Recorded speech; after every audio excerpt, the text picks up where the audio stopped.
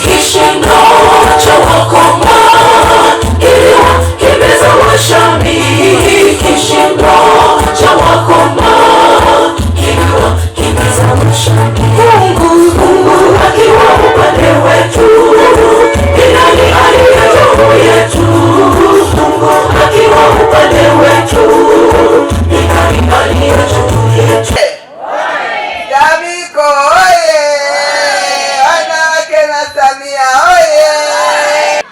Ndugu zangu, nianze kuchukua nafasi hii kumshukuru sana Mwenyezi Mungu kwa nafasi ya leo ya baraka ya pekee kuja kukutana na watu hawa muhimu katika jamii yetu, lakini kushuhudia jambo hili ambalo linaonyesha utu mkubwa kwa binadamu wenzetu. Mungu apewe sifa nyingi. Lakini kipekee pia nimshukuru sana Rais wa Jamhuri ya Muungano wa Tanzania. Kwa kweli leo nimemkumbuka, nikasema hivi, Mheshimiwa Rais alipoanzisha kauli mbiu inayosema kazi na utu alimaanisha nini? Labda ndio amefanya mioyo ya watu imepata utu namna hii kwa kauli mbiu ile. Mheshimiwa Samia oye! Lakini kipekee pia nitoe shukrani nyingi kwa wenzetu wa shirika la REA kutukutanisha hapa leo kushuhudia jambo hili ambalo kwa kweli linaonyesha utu wa binadamu unaotokana na watu waliomwelewa vizuri sana Mheshimiwa Dr. Samia Suluhu Hassan katika kauli mbiu yake muhimu inayosema kazi na utu, na leo kwa kweli mmeonyesha utu kwa vitendo. Asanteni sana.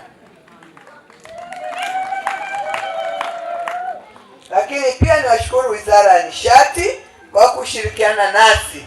Hapa kuna mambo, ukisikia umeme, kuna TANESCO walianza, REA akamalizia, goli likafungwa, taa zikawaka. Wote hao wako chini yenu. Ndugu zangu, mahali hapa tumesikia taarifa nzuri kutoka kwa msoma risala. Kuna mtu aliweka msingi huu wa sisi kufika hapa.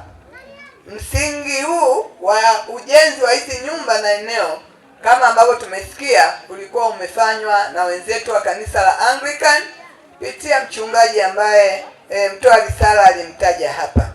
Lakini kwa uwezo wao wenzetu hawa waliweza kujenga nyumba za watu hawa waliokuwa na ugonjwa wa ukoma, na wakati huo walikuwa wanatengwa na jamii. Wakiwa hapo, kila mtu anamkimbia, hataki kumsogelea, anasema huyu hapana, labda ataniambukiza.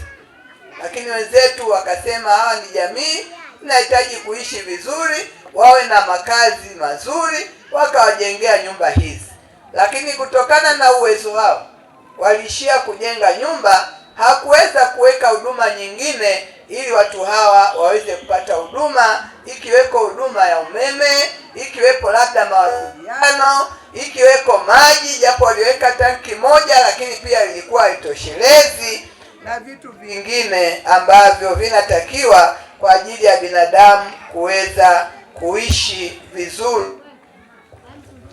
Lakini watu hawa wameendelea kuishi kupitia wadau mbalimbali ambao wamekuwa wakifanya vitu kutokana na uwezo wao. Kikubwa zaidi ni hii historia ambayo tunaisema leo, ambayo ilianzia kwa wanawake na Samia kuja kujua kuwa hawa ni watu ambao wana nyumba za kuishi, lakini wanapungukiwa huduma nyingine muhimu. Hawa wamesemwa sana na kila karibu aliyesimama amewapongeza wanawake na Samia, hasa mwenyekiti wao Fatuma Madidi, na yeye ametueleza yeye mwenyewe jinsi ambavyo hawa watu wanamthamini, mpaka wamempa na majina, wengine wameridhisha watoto, wengine watu wazima wameamua kubadilisha majina.